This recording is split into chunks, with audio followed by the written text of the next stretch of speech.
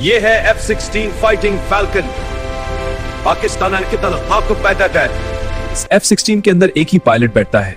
ये कॉकपिट इतना एडवांस्ड है कि पायलट की आंखों के सामने पूरी जंग का मंजर होता है। इंजन स्टार्ट होती है तो जमीन कांपने लगती है।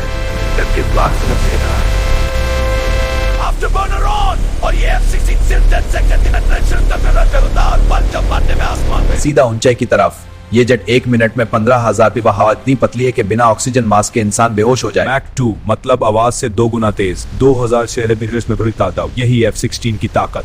विंग्स के नीचे 6 गेंद जो चौकदार लगे हैं। पायलट को दुश्मन दिखना भी जरूरी नहीं, रेडार से निशान लगा और फायर। 9G का फोर्स मतलब पायलट का वजन 9 गुना हो जाता है। 80 किलो का इंसान सिर्फ स्पेसिफिक कर रहा है।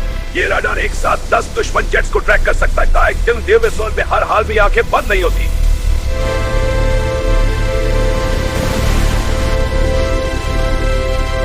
मिशन कामयाब। ये जिंदगी शब्द की हिफाजत की जरिए वक्त है। ये F-16 सिर्फ एक मशीन नहीं, जब यह पाकिस्तान की और हिफाजत है।